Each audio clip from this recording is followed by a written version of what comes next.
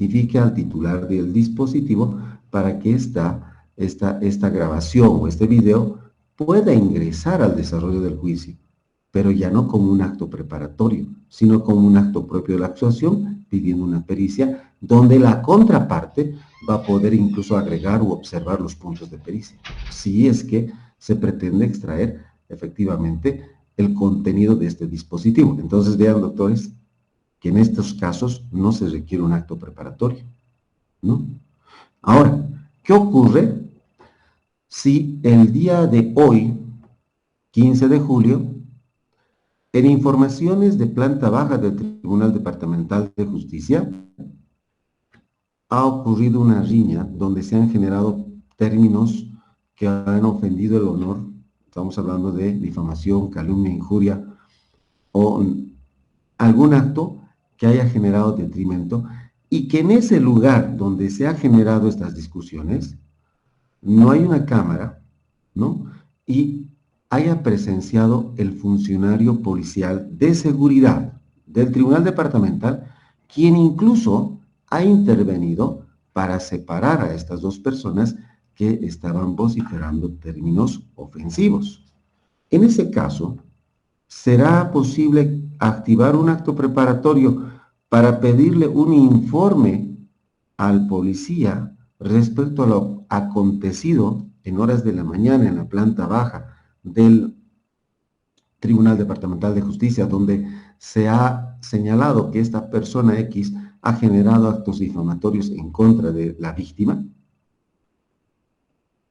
Para esos casos, doctores, lo que se debe considerar es, primero, seguramente el funcionario policial de seguridad del Tribunal Departamental tiene un libro de parte, donde anota todo lo que ocurre en el horario de guardia.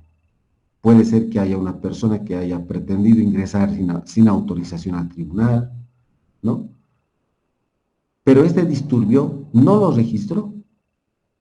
No lo registró porque era un conflicto entre terceras personas que no estaba afectando la seguridad del tribunal.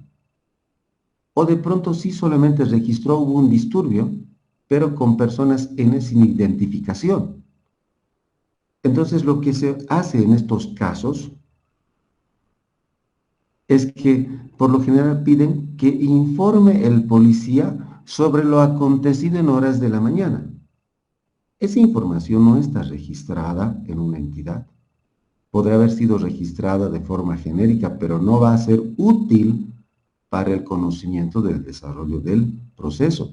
Entonces, en ese caso, lo que va a ocurrir es que se lo convoque como parte de la acusación particular o querella como testigo de el hecho ocurrido en tal fecha, ¿no? Entonces es diferente porque para estos casos no se va a realizar un acto preparatorio, porque debemos entender que un acto preparatorio se podrá solicitar de los registros donde se pueda recabar una copia, se pueda sacar una fotocopia legalizada, ¿no?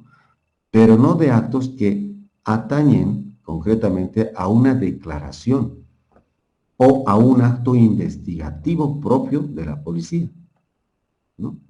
En esos casos tendremos que redireccionar, no será como un acto preparatorio, tal vez sea parte de la presentación de la acusación particular, ¿no? Establecido este parámetro de actos preparatorios, cuando hablamos de la conversión de acción de delitos públicos a procedimiento privado, generalmente es cuando se pide la autorización de una conversión al fiscal departamental o sea autorizada por el juez competente. Por lo general es el juez de instrucción. Y el artículo 26 nos dice que los 3 primeros numerales va a realizar esta autorización de conversión de la acción el fiscal departamental. Es decir, cuando se trate de un delito que requiera instancia de parte, salvo las excepciones previstas en el artículo 17 del Código. Cuando se trate de delitos de contenido patrimonial o de delitos culposos que no tengan por resultado la muerte siempre que no exista un interés público gravemente comprometido. Cuando se trate de delitos contra la dignidad del ser humano, siempre que no exista un interés público gravemente comprometido. En estos casos, iniciada la acción pública, verificando estos límites normativos, podrá pedirse una conversión de acción al fiscal departamental, ¿no? Y en el numeral 4 señala que cuando se haya dispuesto el rechazo previsto en el artículo 304 o la aplicación de un criterio de oportunidad o un criterio de oportunidad en el numeral 1 del artículo 21, ¿no?, la víctima o creyente haya formulado oposición, o cuando, ante la notificación con el vencimiento del plazo para la emisión de una resolución conclusiva, será autorizada por el juez competente. Pero esta conversión de acción debemos de identificar que se realiza de aquellos delitos públicos que pueden ser convertidos para la tramitación en el procedimiento especial para orden privado. Lo que no significa, señores, que ese delito público se esté convirtiendo en delito privado, porque el artículo 20 establece cuáles son estos tipos penales de orden privado. Pero cuando se genera la conversión de acción, no implica que esos delitos de acción pública se conviertan a delitos de orden privado, sino únicamente cambia el procedimiento a orden privado. Y en ese orden, la sentencia constitucional 1289, quebrado 2004-R, ya sentó como una base, ¿no?, de que en estos casos no debe de entenderse que cuando hay una conversión de acción de un delito de orden público, pongamos un delito de estafa, necesariamente ese delito de estafa previsto en el artículo 335 del Código Penal, ¿no?, cambia el trámite en un procedimiento especial de orden privado. No significa que el 335 se incorpore a través de la resolución de conversión de acción al artículo 20 del Código de Procedimiento Penal, porque el artículo 20 del Código de Procedimiento Penal es claro, es claro al señalar cuáles son los delitos de orden privado, y entre ellos está el giro de cheque en descubierto, giro defectuoso de cheque, desvío de clientela, corrupción de dependentes, apropiación indebida, abuso de confianza, los delitos contra el honor, destrucción de cosas propias para defraudar, defraudación de servicios o alimentos, alzamiento de bienes o falencia civil, está el despojo, la alteración de linderos, perturbación de posesión, daño simple e insultos y otras agresiones verbales por motivos racistas o discriminatorias. El resto resultan ser delitos de orden público. Entonces, el artículo 335 no podría incorporarse al artículo 20, que está dedicado a establecer cuáles son estos delitos de orden privado. Y esta sentencia ha establecido claramente de que ese cambio de procedimiento no importa o no quiere decir que ese delito de orden privado se convierta en delito de orden público, ¿no? Establecido esto, necesitamos entonces ingresar a la radicatoria. Ya sea que sea un trámite con conversión de acción, por 1, por 2, por 3 o por determinados delitos, para que se inicie el tracto procesal, ¿no?, y se cumplan los requisitos de una querella que ha sufrido una modificación con la ley 1173 de establecer cuáles son estos requisitos, ¿no? ¿Cómo estructuramos una querella? Identificamos el nombre y apellido del querellante, el domicilio real adjuntando un formulario único de croquis, ¿no?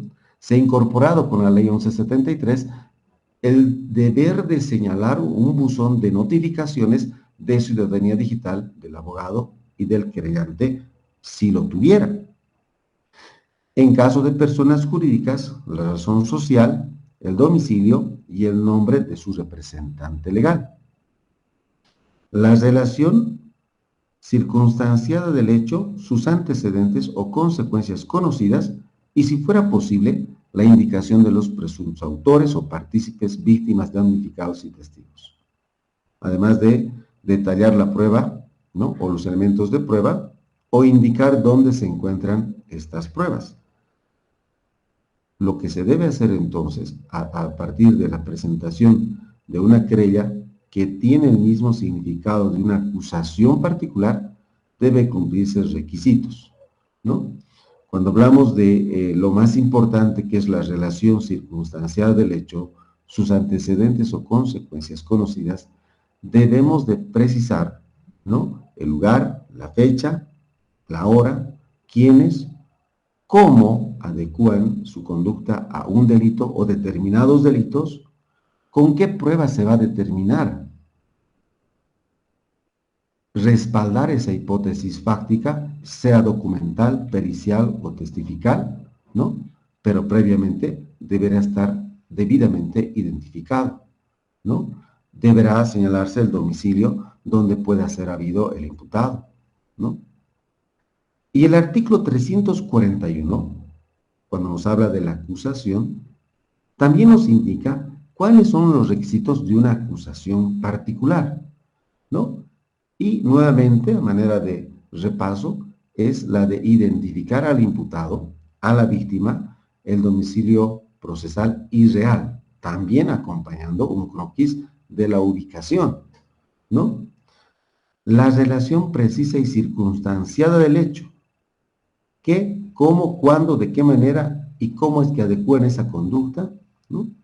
Se debe hacer una fundamentación de tal forma que se pueda expresar esos elementos con los hechos que van a motivar una petición y que el juez, a tiempo de la sustanciación del juicio oral, bajo esa estrategia que tenga la acusación particular, se vaya a probar ese hecho fáctico que se presenta como hipótesis. Asimismo, el señalamiento de prueba con señalamiento general de su pertinencia y utilidad. Entonces, ¿por qué hablamos del artículo 290 y el artículo 341? Y es que el trámite especial de orden privado ha sufrido una modificación. Antes de la sentencia constitucional 0294, quebrado 2013-L, de 6 de mayo, que es la moduladora, finalmente, de cómo debe realizarse el trámite de orden privado, y es que hasta antes del 2013 se entendía, y si revisamos el artículo 377, señala que una vez admitida la querella o acusación, se convocará a una audiencia de conciliación en el plazo de 10 días. Entonces, muchos entendían de que al convocarse de forma directa a una audiencia de conciliación, quedaba algo suelto. Porque si bien el filtro del juez, con base al artículo 376 del Código de Procedimiento Penal, podía desestimar la querella en uno de los 3 supuestos, se corría el riesgo de que esa admisión no haya sido debidamente revisada, ¿no? Y se admita una querella con algún defecto de admisibilidad. Por ejemplo, que en el relato fáctico se haya realizado de manera genérica sobre un tiempo, sobre un lugar, sobre un hecho, pero no se haya precisado de qué forma es que ha encuadrado esta conducta a este delito penal previsto en cualquiera de los tipos penales del artículo 20. O que bajo la conversión de acción, ¿no?, se haya determinado que haya estafado a una persona, pero sin realizar una correcta precisión de antecedentes del hecho. Entonces, se estilaba convocar directamente, radicada la causa, en el plazo de 10 días a una conciliación. Y surge varias corrientes para señalar de que el imputado, bajo ese derecho de defensa, tiene también la posibilidad de observar los requisitos de admisibilidad de esa radicatoria, de esa querella con la que se le está notificando. Entonces, de mucha con mucha discusión, se ha arribado a esta sentencia constitucional, la 0294/2013-L de 6 de mayo, que ha señalado que el juez de sentencia